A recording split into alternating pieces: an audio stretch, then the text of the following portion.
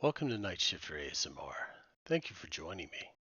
For tonight's video, I'm going to start a new series of soft-spoken philosophy readings.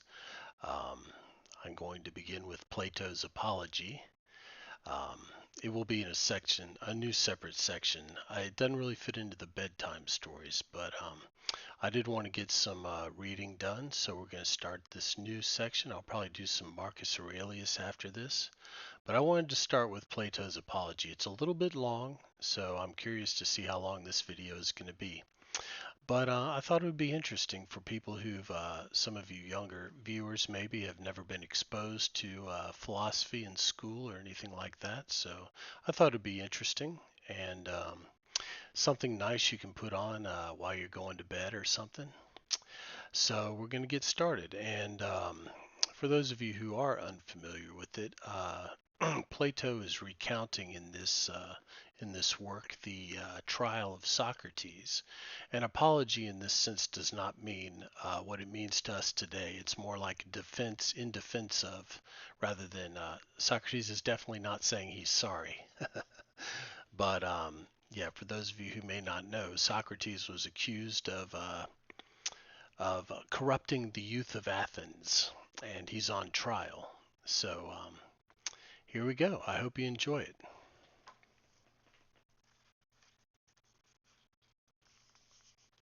The Apology of Socrates.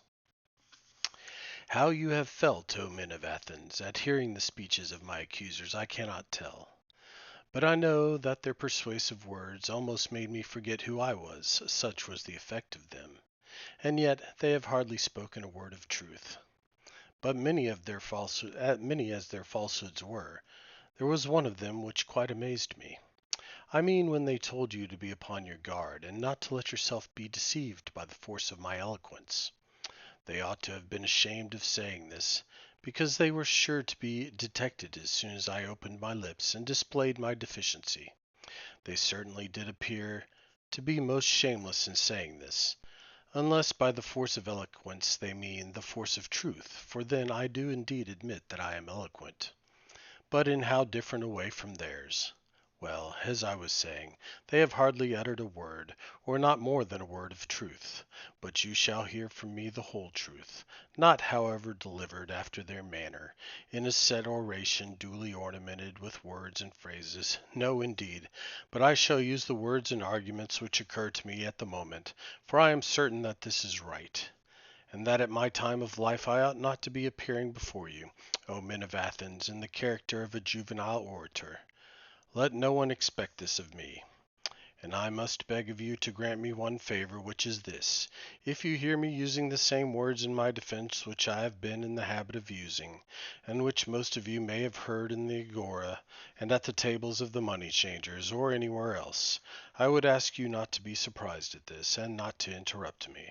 For I am more than 70 years of age, and this is the first time that I have ever appeared in a court of law, and I am quite a stranger to the ways of the place, and therefore I would have you regard me as if I really were a stranger, whom you would excuse if he spoke in his native tongue, and after the fashion of his country. That I think is not an unfair request. Never mind in the manner, which may or may not be good, but think only of the justice of my cause, and give heed to that. Let the judge decide justly, and the speaker speak truly. And first I have to reply to the older charges and to my first accusers, and then I will go to the later ones. For I have had many accusers who accused me of old, and their false charges have continued during many years, and I am more afraid of them than of Antius and his associates, who are dangerous too in their own way. But far more dangerous are these, who began when you were children, and took possession of your minds with their falsehoods, telling of one Socrates, a wise man, who speculated about the heavens above, and searched into the earth beneath, and made the worse appear the better cause. These are the accusers whom I dread, for they are the circulators of this rumor, and their hearts are too apt to fancy that speculators of this sort do not believe in the gods. And they are many, and their charges against me are of ancient date, and they made them in the days when you were impressible, in childhood or perhaps in youth. And the cause when you heard went by default, for there was none to answer. and hardest of all, their names I do not know and cannot tell, unless in the chance of a comic poet. But the main body of these slanderers who from envy and malice have wrought upon you, and there are some of them who are convinced themselves and impart their convictions to others. All these, I say, are most difficult to deal with, for I cannot have them up here and examine them, and therefore I must simply fight with shadows in my own defense, and examine when there is no one who answers. I will ask you then to assume with me, as I was saying, that my opponents are of two kinds, one recent, the other ancient, and I hope that you will see the propriety of my answering the latter first, for these accusations you heard long before the others, and much oftener. Well, then, I will make my defense, and I will endeavor in the short time which is allowed to do away with this evil opinion of me, which you have held for such a long time. And I hope I may succeed, if this be well for you and me, and that my words may find favor with you. But I know that to accomplish this is not easy. I quite see the nature of the task. Let the event be as God wills. In obedience to the law I make my defense. I will begin at the beginning, and ask what the accusation is which has given rise to this slander of me, and which has encouraged Meletus to proceed against me. What do the slanderers say? They shall be my prosecutors, and I will sum up their words in an affidavit. Socrates is an evildoer, and a curious person, who searches into things under the earth and in heaven, and he makes the worse appear the better cause, and he teaches the aforesaid doctrines to others. That is the nature of the accusation, and that is what you have seen yourselves in the comedy of Aristophanes, who has introduced a man whom he calls Socrates, going about and saying that he can walk in the air, and talking a deal of nonsense concerning matters of which I do not pretend to know either much or little. Not that I mean to say anything disparaging of anyone who is a student of natural philosophy. I should be very sorry if Meletus could lay that to my charge. But the simple truth is, O Athenians, that I have nothing to do with these studies. Very many of those here present are witness to the truth of this, and to them I appeal. Speak then, you who have heard me, and tell your neighbors whether any of you have ever known me to hold forth in few words or in many upon matters of this sort. You hear their answer, and from what they say of this you will be able to judge the truth of the rest. As little foundation is there for the report that I am a teacher and take money, that is no more true than the other. Although if a man is able to teach, I honor him for being paid. There is Gorgias of Leontium, and Prodicus of Ceos, and Hippias of Elis, who go the round of the cities and are able to persuade the young men to leave their own citizens, by whom they might be taught for nothing, and come to them whom they not only pay, but are thankful if they may be allowed to pay them. There is actually a Parian philosopher residing in Athens, of whom I have heard, and I came to hear of him in this way. I met a man who has spent a world of money on the sophist, Callias, the son of Hippocanicus. And knowing that he had sons, I asked him, Callias, I said, if your two sons were foals or calves, there would be no difficulty in finding some one to put over them. We should hire a trainer of horses, or a farmer probably, who would improve and perfect them in their own proper virtue and excellence. But as they are human beings, whom are you thinking of placing over them? Is there anyone who understands human and political virtue? You must have thought about this, as you have sons. Is there anyone? There is, he said. Who is he? Said I. And of what country? And what does he charge? Evenus, the Parian, he replied. He is the man, and his charge is 5 minae. Happy is Evenus, I said to myself, if he really has this wisdom, and teaches at such a modest charge. Had I the same, I should have been very proud and conceited, but the truth is that I have no knowledge of the kind, O Athenians. I dare say that someone will ask the question, why is this, Socrates, and what is the origin of these accusations of you, for there must have been something strange which you have been doing. All this great fame and talk about you would never have arisen if you had been like other men. Tell us, then, why this is, as we should be sorry to judge hastily of you. Now I regard this as a fair challenge, and I will endeavor to explain to you the origin of this name of wise, and of this evil fame. Please to attend, then. Although some of you may think I am joking, I declare that I will tell you the entire truth. Men of Athens, this reputation of mine has come of a certain sort of wisdom which I possess. If you ask me what kind of wisdom, I reply, such wisdom as is attainable by man. For to that extent I am inclined to believe that I am wise, whereas the persons of whom I was speaking have a superhuman wisdom, which I may fail to describe, because I have it not myself. And he who says that I have speaks falsely, and is taking away my character. And here, O men of Athens, I must beg you not to interrupt me, even if I seem to say something extravagant. For the word which I will speak is not mine. I will refer to you to a witness who is worthy of credit, and will tell you about my wisdom, whether I have any, and of what sort, and that witness shall be the god of Delphi. You must have known Chaerephon. He was early a friend of mine, and also a friend of yours, for he shared in the exile of the people, and returned with you. Well, Chaerephon, as you know, was very impetuous in all his doings, and he went to Delphi and boldly asked the oracle to tell him whether, as I was saying, I must beg you not to interrupt. He asked the oracle to tell him whether there was anyone wiser than I was, and the Pythian prophetess answered that there was no man wiser. Chaerephon is dead himself, but his brother, who is in court, will confirm the truth of this story. Why do I mention this? Because I am going to explain to you why I have such an evil name. When I heard the answer, I said to myself, what can the god mean? And what is the interpretation of this riddle? For I know that I have no wisdom, small or great. What can he mean when he says that I am the wisest of men? And yet he is a god and cannot lie. That would be against his nature. After a long consideration, I at last thought of a method of trying the question. I reflected that if I could only find a man wiser than myself, then I might go to the god with a refutation in my hand. I should say to him, here is a man who is wiser than I am, but you said that I was the wisest. Accordingly, I went to one who had the reputation of wisdom, and observed to him. His name I need not mention. He was a politician whom I selected for examination. And the result was as follows. When I began to talk with him, I could not help thinking that he was not really wise, although he was thought wise by many, and wiser still by himself. And I went and tried to explain to him that he thought himself wise, but was not really wise. And the consequence was that he hated me, and his enmity was shared by several who were present and heard me.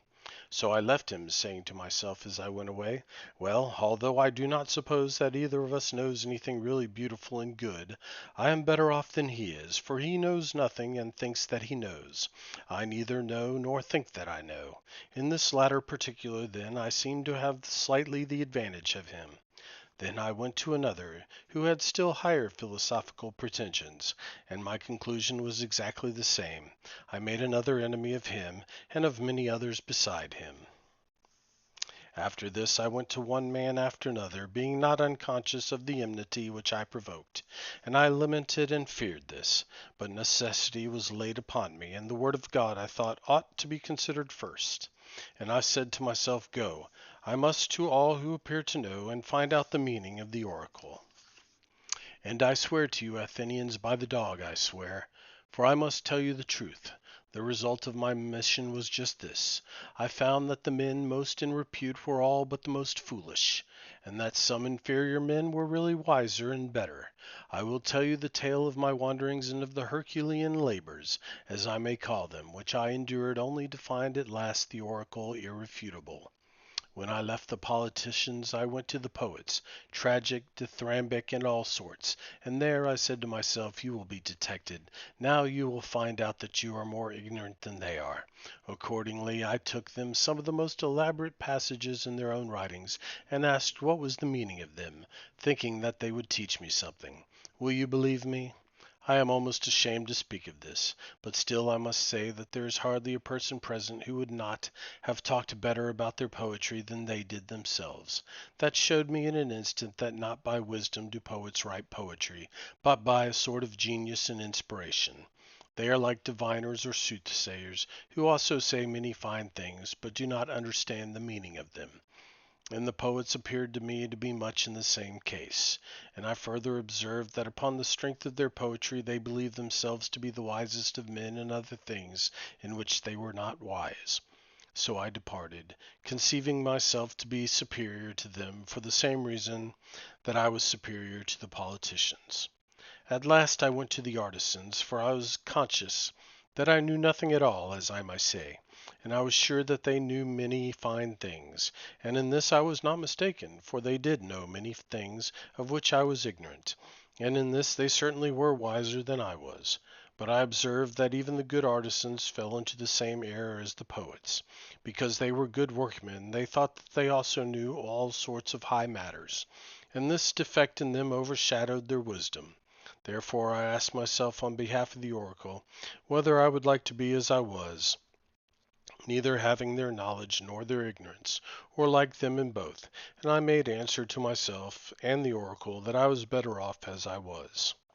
This investigation has led to my having many enemies of the worst and most dangerous kind, and has given occasion also to many calumnies. And I am called wise, for my hearers always imagine that I myself possess the wisdom, which I find wanting in others. But the truth is, O men of Athens, that God only is wise, and in this oracle he means to say that the wisdom of men is little or nothing. He is not speaking of Socrates, he is only using my name as an illustration, as if he said he, O men, is the wisest who, like Socrates, knows that his wisdom is in truth worth nothing. And so I go my way obedient to the god, and make inquisition into the wisdom of anyone, whether citizen or stranger, who appears to be wise. And if he is not wise, then in vindication of the oracle I show him that he is not wise, and this occupation quite absorbs me, and I have no time to give either to any public matter of interest or to any concern of my own, but I am in utter poverty by reason of my devotion to the god. There is another thing. Young men of the richer classes, who have not much to do, come about me of their own accord. They like to hear the pretenders examined, and they often imitate me and examine others themselves. There are plenty of persons, as they soon enough discover, who think that they know something, but really know little or nothing. And then those who are examined by them, instead of being angry with themselves, are angry with me. This confounded Socrates, they say, this villainous misleader of youth. And then if somebody asks them why, what evil does he practice or teach, they do not know and cannot tell, but in order that they may not appear to be at a loss, they repeat the ready-made charges which are used against all philosophers about teaching things up in the clouds and under the earth, and having no gods, and making the worse appear the better cause, for they do not like to confess that their pretense of knowledge has been detected, which is the truth, and as they are numerous and ambitious and energetic, and are all in battle array and have persuasive tongues, they have filled your ears with their loud and inveterate calumnies. And this is the reason why my three accusers, Meletus and Antis and Lycon, have set upon me. Meletus, who has a quarrel with me on behalf of the poets, Anytus on behalf of the craftsmen, Lycon on behalf of the rhetoricians. And as I said at the beginning, I cannot expect to get rid of this many of calumny in all a moment. And this, O men of Athens, is the truth, and the whole truth. I have concealed nothing, I have dissembled nothing. And yet I know that this plainness of speech makes them hate me. And what is their hatred but a proof that I am speaking the truth? This is the occasion of reason of their slander of me, as you will find out either in this or in any future inquiry. I have said enough in my defense against the first class of my accusers. I turn to the second class, who are headed by Meletus, that good and patriotic man, as he calls himself. And now I will try to defend myself against them. These new accusers must also have their affidavit read. What do they say? Something of this sort, that Socrates is a doer of evil and corrupter of the youth, and he does not believe in the gods of the state, and has other new divinities of his own. That is the sort of charge, and now let us examine the particular counts. He says that I am a doer of evil, who corrupt the youth. But I say, O men of Athens, that Meletus is a doer of evil, and the evil is that he makes a joke of a serious matter, and is too ready at bringing other men to trial from a pretended zeal and interest about matters in which he really never had the smallest interest. And the truth of this I will endeavor to prove. Come hither, Meletus, and let me ask a question of you. You think a great deal about the improvement of youth. Yes, I do. Tell the judges, then, who is their improver, for you must know, as you have taken pains to discover their corrupter, and are citing and accusing me before them. Speak, then, and tell the judges who their improver is. Observe, Meletus, that you are silent and have nothing to say. But is not the ra- but is not this rather disgraceful, and a very considerable proof of what I was saying, that you have no interest in the matter? Speak up, friend, and tell us who their improver is. The laws. But that, my good sir, is not my meaning. I want to know who the person is, who, in the first place, knows the laws. The judges, Socrates, who are present in the court. What do you mean to say, Meletus, that they are able to instruct and improve youth? Certainly they are. What, all of them, or only some and not others? All of them. By the goddess! Here, that is good news. There are plenty of improvers, then. And what do you say of the audience? Do they improve them? Yes, they do. And the senators? Yes, the senators improve them. But perhaps the ecclesiasts corrupt them, or do they too improve them? They improve them. Then every Athenian improves and elevates them, all with the exception of myself, and I alone am their corrupter. Is that what you affirm? That is what I stoutly affirm. I am very unfortunate if that is true. But suppose I ask you a question. Would you say that this also holds true in the case of horses? Does one man do them harm and all the world good? Is not the exact opposite of this true? One man is able to do them good, or at least not many. The trainer of horses, that is to say, does them good, and others, who have to do with them, rather injure them. Is not that true, Meletus, of horses, or any other animals? Yes, certainly. Whether you and any to say yes or no, that is no matter. Happy indeed would be the condition of youth if they had only one corrupter, and all the rest of the world were their improvers. And you, Meletus, have sufficiently shown that you never had a thought about the young. Your carelessness is seen in your not caring about matters spoken of in this very indictment. And now, Meletus, I must ask you another question. Which is better, to live among bad citizens or among good ones? Answer, friend, I say, for it is a question which may be easily answered. Does not the good do their neighbors good, and the bad do them evil? Certainly. And is there any one who would rather be injured than benefited by those who live with them? Answer, my good friend, the law requires you to answer. Does any one like to be injured? Certainly not. And when you accuse me of corrupting and deteriorating the youth, do you allege that I corrupt them intentionally or unintentionally? Intentionally, I say. But you have just admitted that the good do their neighbors good and the evil do them evil. Now is that a truth which your superior wisdom has recognized thus early in life? And am I, at my age, in such darkness and ignorance as not to know that if a man with whom I have to live is corrupted by me, I am very likely to be harmed by him, and yet I corrupt him, and intentionally too? That is what you are saying. And of that you will never persuade me or any other human being. But either I do not corrupt them, or I corrupt them unintentionally, so that on either view of the case you lie. If my offense is unintentional, the law has no cognizance of unintentional offenses. You ought to have taken me privately, and warned and admonished me, for if I had been better advised, I should have left off doing what I only did unintentionally. No doubt I should, whereas you hated to converse with me or teach me, but you indicted me to this court, which is a place not of instruction but of punishment. I have shown, Athenians, as I was saying, that Meletus has no care at all, great or small, about the matter. But still I should like to know, Meletus, in what I am affirmed to corrupt the young.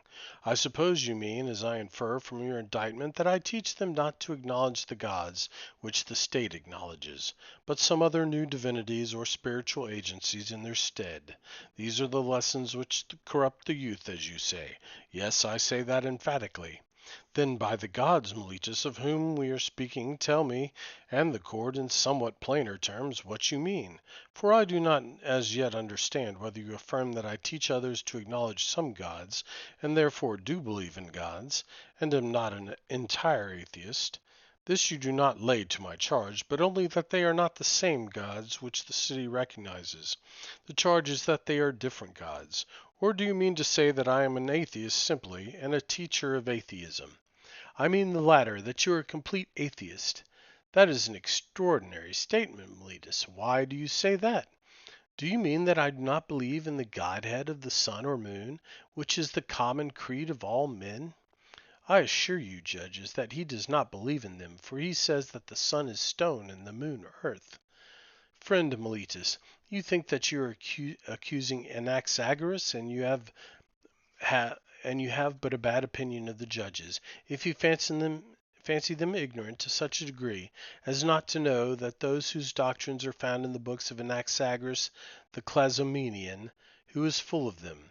And these are the doctrines which the youth are said to learn of Socrates, when there are not unfrequently exhibitions of them at the theatre, price of admission 1 drachma at the most. And they might cheaply purchase them, and laugh at Socrates if he pretends to further such eccentricities. And so, Meletus, you really think that I do not believe in any god? I swear by Zeus that you believe absolutely in none at all.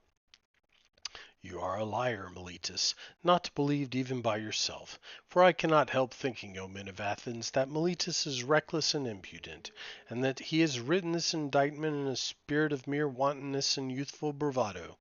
Has he not compounded a riddle, thinking to try me? He said to himself, I shall see whether this wise Socrates will discover my ingenious contradiction, or whether I shall be able to deceive him and the rest of them. For he certainly does appear to me to contradict himself in the indictment as much as if he said that Socrates is guilty of not believing in the gods, and yet of believing in them. But this is surely a piece of fun. I should like you, O men of Athens, to join me in examining what I conceive to be his inconsistency, and do you, Meletus, answer. And I must remind you that you are not to interrupt me if I speak in my accustomed manner. Did ever man, Meletus, believe in the existence of human things, and not of human beings?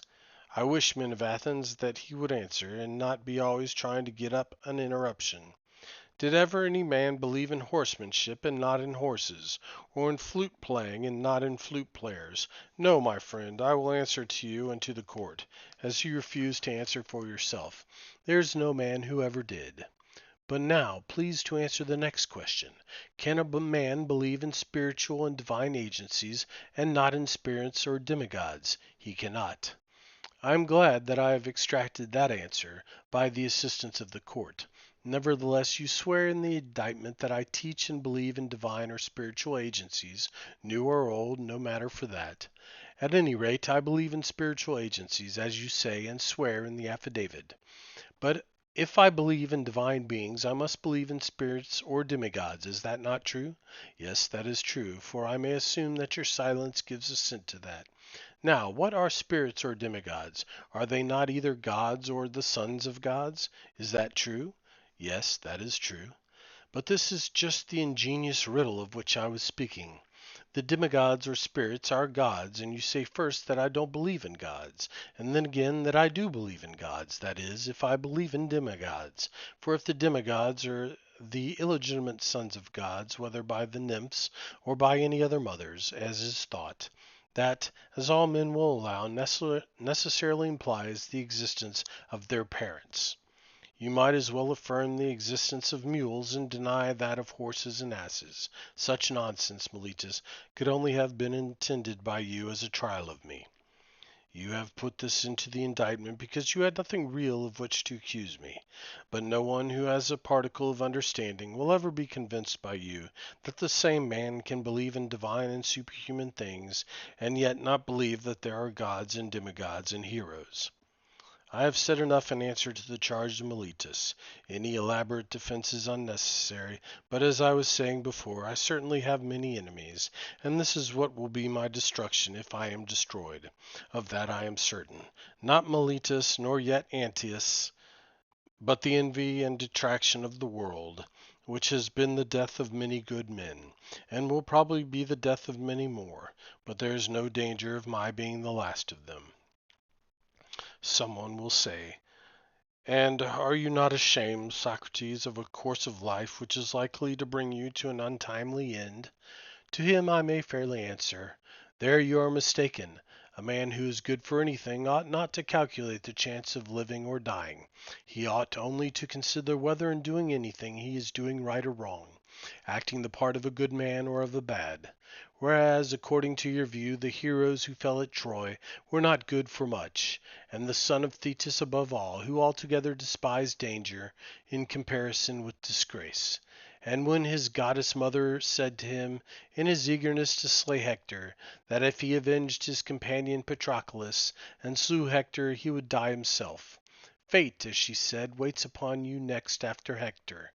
He, hearing this, utterly despised danger and death, and instead of fearing them, feared rather to live in dishonor, and not to avenge his friend. Let me die next, he replies, and be avenged of my enemy, rather than abide here by the beaked ships and a scorn and a burden of the earth. Had Achilles any thought of death and danger? For wherever a man's place is, whether the place which he has chosen or that in which he has been placed by a commander, there he ought to remain in the hour of danger. He should not think of death or of anything but of disgrace. And this, O men of Athens, is a true saying. Strange indeed would be my conduct, O men of Athens, if I, who, when I was ordered by the generals whom you chose to command me at Potidaea and Amphipolis and Delium, remained where they placed me like any other man facing death, if I say now, when as I conceive and imagine, God orders me to fulfill the philosopher's mission of searching into myself and other men, I were to desert my post through fear of death, or any other fear, that would indeed be strange, and I might justly be arraigned in court for denying the existence of the gods, if I disobeyed the oracle because I was afraid of death. Then I should be fancying that I was wise when I was not wise.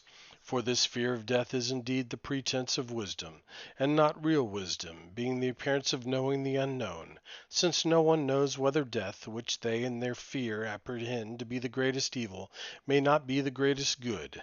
Is there not here conceit of knowledge, which is a disgraceful sort of ignorance? And this is the point in which, as I think, I am superior to men in general, in which I might perhaps fancy myself wiser than other men, that whereas I know but little of the world below, I do not suppose that I know, but I do know that injustice and disobedience to a better, whether God or man, is evil and dishonorable, and I will never fear or avoid a possible good rather than a certain evil. And therefore, if you let me go now, and reject the counsels of Anytus, who said that if I were not put to death I ought not to have been prosecuted, and that if I escape now your sons will all be utterly ruined by listening to my words. If you say to me, Socrates, this time we will not mind Anytus, and will let you off, but upon one condition, that you are not to inquire and speculate in this way any more, and that if you are caught doing this again you shall die. And if this was the condition on which you let me go, I should reply, Men of Athens, I honor and love you, but I shall obey God rather than you, and while I have life and strength I shall never cease from the practice and teaching of philosophy, exhorting anyone whom I meet after my manner, and convincing him, saying, O my friend, why do you, who are a citizen of the great and mighty and wise city of Athens, care so much about laying upon the greatest amount of money and honor and reputation, and so little about wisdom and truth and the greatest improvement of the soul, which you never regard or heed at all? Are you not ashamed of this? And if the person with whom I am arguing says, Yes, but I do care, and I do not depart or let him go at once, I interrogate and examine and cross-examine him. And if I think that he has no virtue, but only says that he has, I reproach him with undervaluing the greater and overvaluing the less. And this I should say to everyone whom I meet, young and old, citizen and alien, but especially to the citizens, inasmuch as they are my brethren. For this is the command of God, as I would have you know, and I believe that this day no greater good ever happened in the state than my service to the god. For I do nothing but go about persuading you all, old and young alike, not to take thought of your persons and your properties, but first and chiefly to care about the greatest improvement of the soul. I tell you that virtue is not given by money, but that from virtue come money, and every other good of man, public as well as private. This is my teaching, and if this is the doctrine which corrupts the youth, my influence is ruinous indeed. But if anyone says that this is not my teaching, he is speaking an untruth. Wherefore, O men of Athens, I say to you, do as Anytus bids, or not as Anytus bids, and either acquit me or not. But whatever you do, know that I shall never alter my ways, nor not even if I have to die many times. Men of Athens, do not interrupt, but hear me. There was an agreement between us that you should hear me out. And I think that what I am going to say will do you good, for I have something more to say, at which you may be inclined to cry out, but I beg that you will not do this. I would have you know that if you kill such a one as I am, you will injure yourselves more than you will injure me. Miletus and Anytus will not injure me, they cannot, for it is not in the nature of things that a bad man should injure a better than himself. I do not deny that he may perhaps kill him, or drive him into exile, or deprive him of civil rights, and he may imagine, and others may imagine, that he is doing him a great injury. But in that I do not agree with him, for the evil of doing as Anytus is doing, and of unjustly taking away another man's life, is greater far. And now, Athenians, I am not going to argue for my own sake, as you may think, but for yours, that you may not sin against the god, or lightly reject his boon by condemning me. For if you kill me, you will not easily find another like me, who, if I may use such a ludicrous figure of speech, am a sort of gadfly, given to the state by the god, and the state is like a great and noble steed, who is tardy in his motions, owing to his very size, and requires to be stirred into life. I am that gadfly which God has given the state, and all day long, and in all places, am always fastening upon you, arousing and persuading and reproaching you. And as you will not easily find another like me, I would advise you to spare me.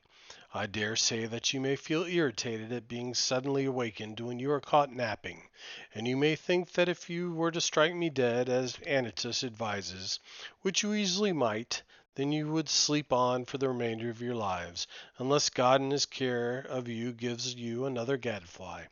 And that I am given to you by God is proved by this, that if I had been like other men, I should not have neglected all my own concerns, or patiently seen the neglect of them during all these years, and have been doing yours, coming to you individually like a father or elder brother, exhorting you to regard virtue. This, I say, would not be like human nature.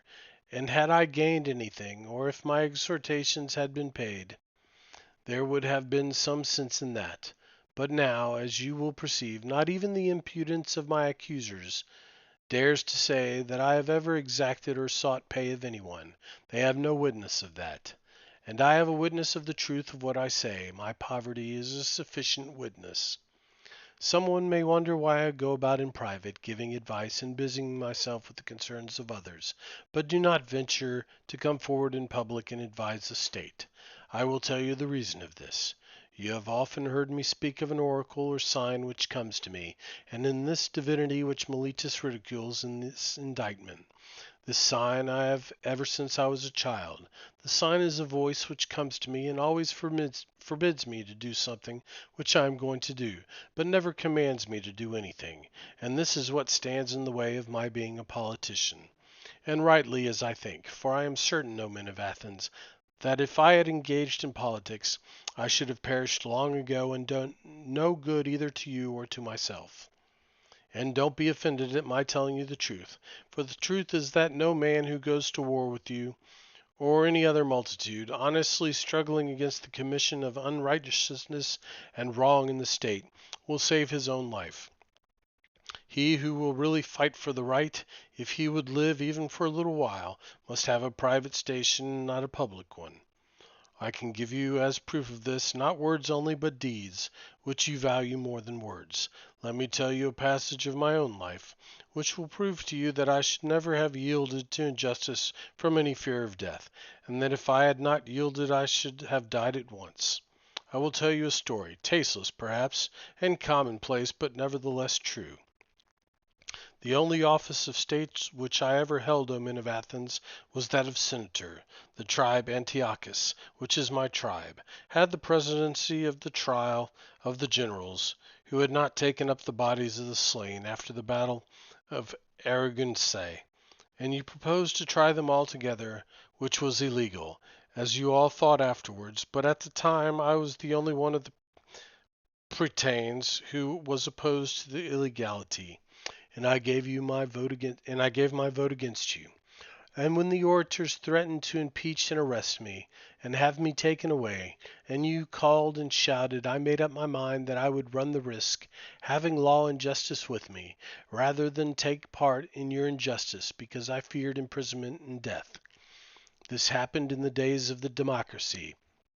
But when the oligarchy of the 30 was in power, they sent for me and 4 others in the rotunda, and bade us bring Leon the Salamanian from Salamis, as they wanted to execute him.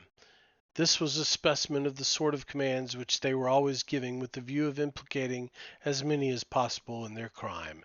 And then I showed, not in words only, but in deed, that, if I may be allowed to use such an expression, I cared not a straw for death, and that my only fear was the fear of doing an unrighteous or unholy thing, for the strong arm of that oppressive power did not frighten me into doing wrong. And when we came out of the rotunda, the other 4 went to Salamis and fetched Leon, but I went quietly home, for which I might have lost my life had not the power of the 30 shortly afterwards come to an end, and to this many will witness. Now, do you really imagine that I could have survived all these years if I had led a public life, supposing that, like a good man, I had always supported the right, and had made justice as I ought the first thing? No, indeed, men of Athens, neither I nor any other. But I have been always the same in all my actions, public as well as private, and never have I yielded any base compliance to those who were slanderously termed my disciples, or to any other. For the truth is that I have no regular disciples, but if anyone likes to come and hear me while I am pursuing my mission, whether he be young or old, he may freely come. Nor do I converse with those who pay only, and not with those who do not pay, but anyone, whether he be rich or poor, may ask and answer me and listen to my words, and whether he turns out to be a bad man or a good one, that cannot be justly laid to my charge, as I never taught him anything. And if anyone says that he has ever learned or heard anything from me in private, which all the world has not heard, I should like you to know that he is speaking an untruth. But I shall be asked, why do people delight in continually conversing with you? I have told you already, Athenians, the whole truth about this. They like to hear the cross-examination of the pretenders to wisdom. There is an amusement in this. And this is a duty which the God has imposed upon me, as I am assured by oracles, visions, and in every sort of way in which the will of divine power was ever signified to anyone. This is true, O Athenians, or if not true, would be soon refuted. For if I am really corrupting the youth, and have corrupted some of them already, those of them who have grown up and have become sensible that I gave them bad advice, in the days of their youth, should come forward as accusers and take their revenge. And if they do not like to come themselves, some of their relatives, fathers, brothers, or other kinsmen should say what evil their families suffered at my hands. Now is their time. Many of them I see in the court. There is Crito, who is of the same age and of the same deme with myself, and there is Critobulus, his son, whom I also see. Then again there is Lysanias of Sphetus, who is the father of Aeschines. He is present. And also there is Antiphon of Cephissus, who is the father of Epigenes. And there are the brothers of several who have associated with me. There is Nicostratus, the son of Theostetes, and the brother of Theodotus. Now Theodotus himself is dead, and therefore he at any rate will not seek to stop him. And there is Paralus, the son of Demodocus, who had a brother Theages, and Adiamantus, and the son of Ariston, whose brother Plato is present, and Aeantodorus, who is the brother of Apollodorus, whom I also see. I might mention a great many others, any of whom Meletus should have produced as witnesses in the course of his speech, and let him still produce them if he has forgotten. I will make way for him, and let him say if he has any testimony of the sort which he can produce. Nay, Athenians, the very opposite is the truth, for all these are ready to witness on behalf of the corrupter or the destroyer of their kindred, as Meletus and Anytus call me, not the corrupted youth only. There might have been a motive for that, but their uncorrupted elder relatives. Why should they too support me with their testimony? Why, indeed, except for the sake of truth and justice, and because they know that I am speaking the truth, and that Meletus is lying. Well, Athenians, this and the like of this is nearly all the defense which I have to offer. Yet a word more. Perhaps there may be someone who is offended at me, when he calls to mind how he himself, or on a similar or even less serious occasion, had recourse to prayers and supplications with many tears, and how he produced his children in court, which was a moving spectacle, together with a posse of his relations and friends, whereas I, who am probably in danger of my life, will do none of these things. Perhaps this may come into his mind, and he may be set against me, and vote in anger because he is displeased at this. Now if there be such a person among you, which I am far from affirming, I may fairly reply to him, my friend, I am a man, and like other men, a creature of flesh and blood, and not of wood or stone, as Homer says. And I have a family, yes, and sons, O Athenians, 3 in number, one of whom is growing up, and 2 others are still young, and yet I will not bring any of them hither in order to petition you for an acquittal. And why not? Not from any self-will or disregard of you. Whether I am or am not afraid of death is another question, of which I will not now speak. But my reason simply is that I feel such conduct to be discreditable to myself and you and the whole state. One who has reached my years, and who has a name for wisdom, whether deserved or not, ought not to debase himself. At any rate, the world has decided that Socrates is in some way superior to other men. And if those among you who are said to be superior in wisdom and courage, and any other virtue, demean themselves in this way, how shameful is their conduct! I have seen men of reputation, when they have been condemned, behaving in the strangest manner. They seemed to fancy that they were going to suffer something dreadful if they died, and that they could be immortal if you only allowed them to live. And I think that they were a dishonor to the state, and that any stranger coming in would say of them that the most eminent men of Athens, to whom the Athenians themselves give honor and command, are no better than women. And I say that these things ought not to be done by those of us who are of a reputation, and if they are done you ought not to permit them. You ought rather to show that you are more inclined to condemn, not the man who is quiet, but the man who gets up a doleful scene and makes the city ridiculous. But, setting aside the question of dishonor, there seems to be something wrong in petitioning a judge, and thus procuring an acquittal instead of informing and convincing him. For his duty is, not to make a present of justice, but to give judgment. And he has sworn that he will judge according to the laws, and not according to his own good pleasure. And neither he nor we should get into the habit of perjuring ourselves. There can be no piety in that. Do not then require me to do what I consider dishonorable and impious and wrong, especially now when I am being tried for impiety on the indictment of Meletus. For if, O men of Athens, by force of persuasion and entreaty, I could overpower your oaths, then I should be teaching you to believe that there are no gods, and convict myself, in my own defense, of not believing in them. But that is not the case, for I do believe that there are gods, and in a far higher sense than that in which any of my accusers believe in them. And to you and to God I commit my cause, to be determined by you, as is best for you and me. There are many reasons why I am not grieved, O men of Athens, at the vote of condemnation. I expected this, and am only surprised that the votes are so nearly equal, for I had thought that the majority against me would have been far larger. But now, had 30 votes gone over to the other side, I should have been acquitted, and I may say that I have escaped Miletus. And I may say more, for without the assistance of Anytus and Lycon, he would not have had a fifth part of the votes, as the law requires, in which case he would have incurred a fine of 1,000 drachmae, as is evident.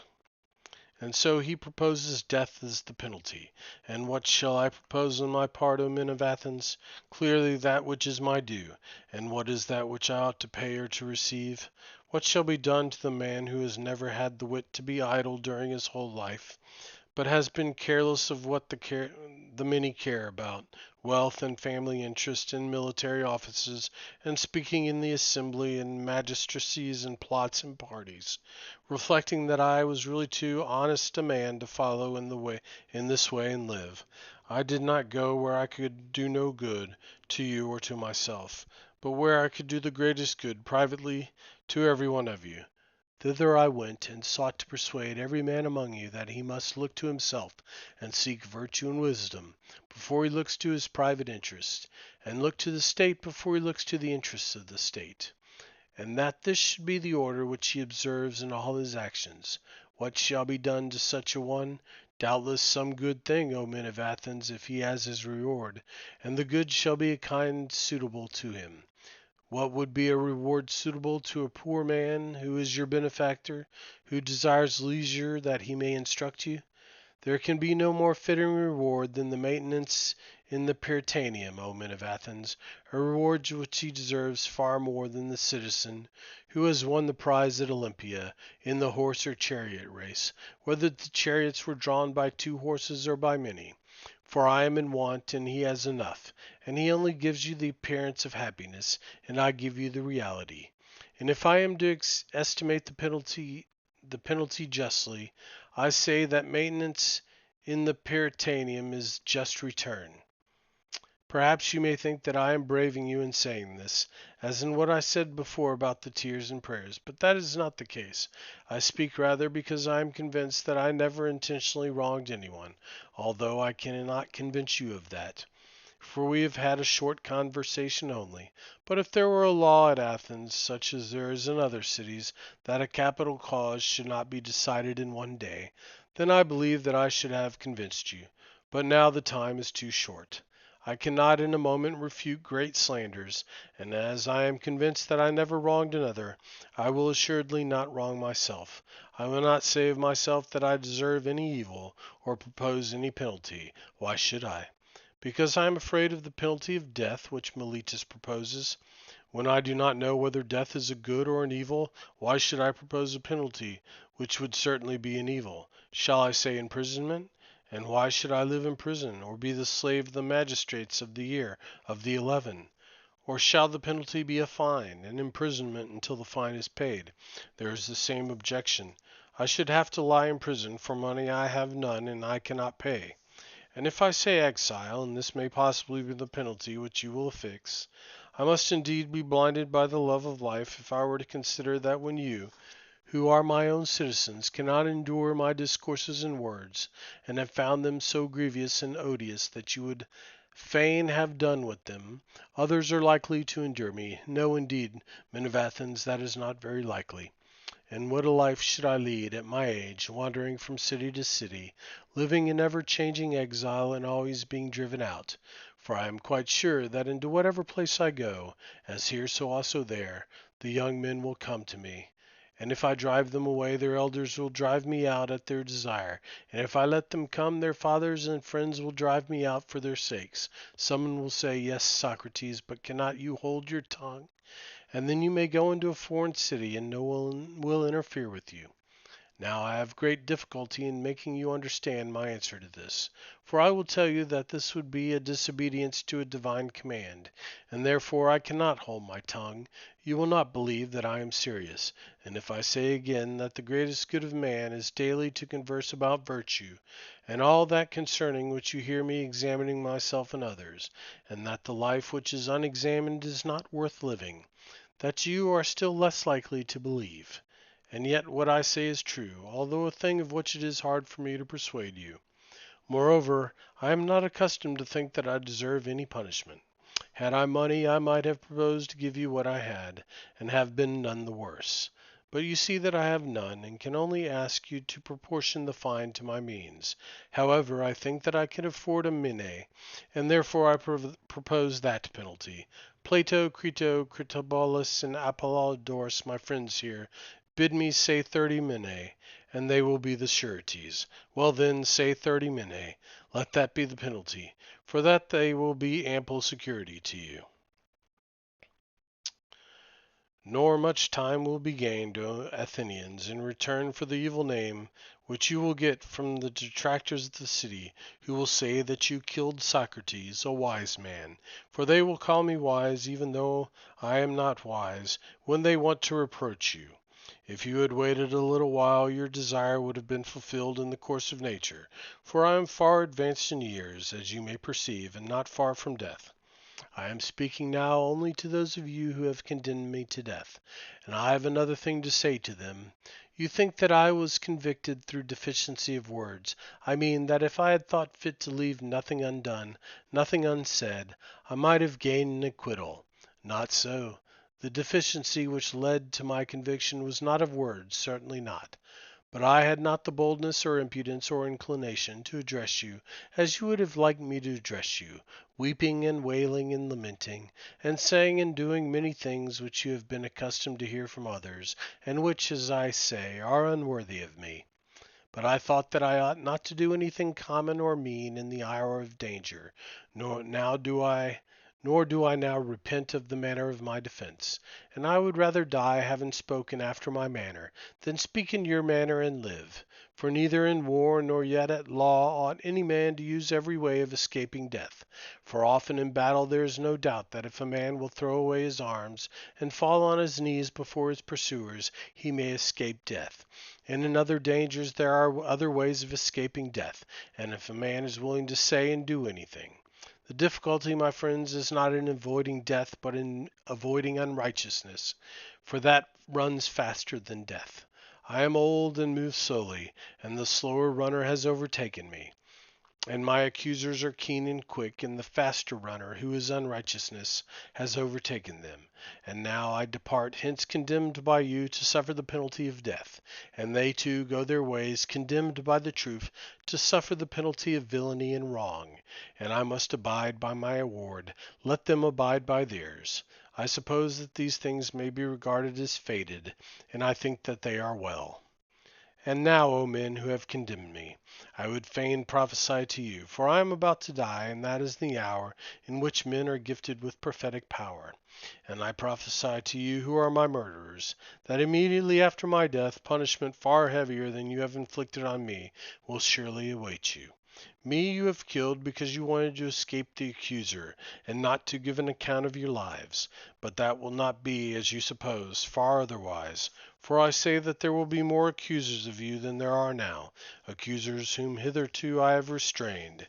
And as they are younger, they will be more severe with you, and you will be more offended at them. For if they think that by killing men you can For if you think that by killing men you can avoid the accuser censuring your lives, you are mistaken. That is not a way of escape which is either possible or honorable.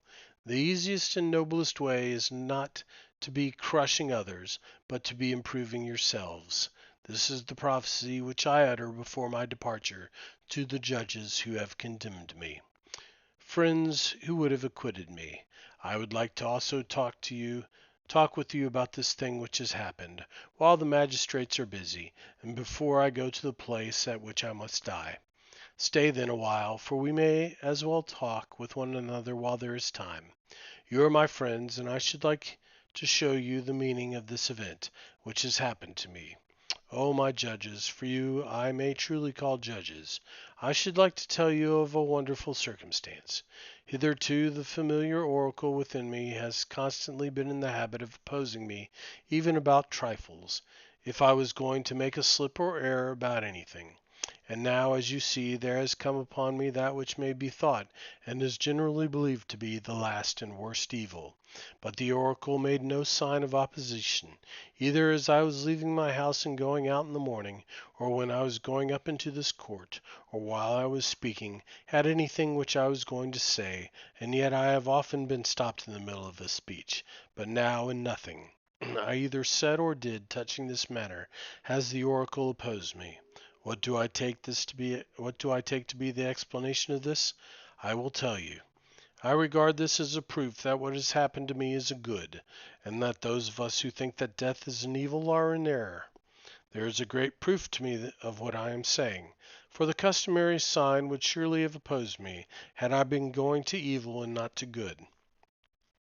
Let us reflect in another way, and we shall see that there is great reason to hope that death is good, for one of two things: either death is a state of nothingness and utter unconsciousness, or, as men say, there is a change and migration of the soul from this world to another. Now, if you suppose that there is no consciousness but a sleep, like the sleep of him who is undisturbed even by the sight of dreams, death will be an unspeakable gain.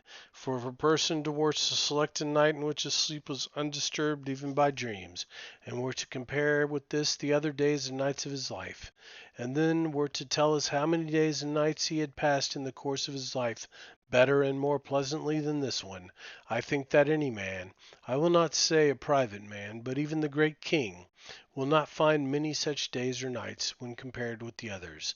Now, if death is like this, I say that to die is a gain, for eternity is then only a single night. But if death is the journey to another place, and there, as men say, all the dead are, what good, O my friends and judges, can be greater than this? If indeed, when the pilgrim arrives in the world below, he is delivered from the professors of justice in this world, and finds the true judges, who are said to give judgment there, Minos and Rhadamanthus and Acus and Triptolemus, and other sons of God who were righteous in their own life, that pilgrimage will be worth making. What would not a man give if he might converse with Orpheus and Musaeus and Hesiod and Homer? Nay, if this be true, let me die again and again.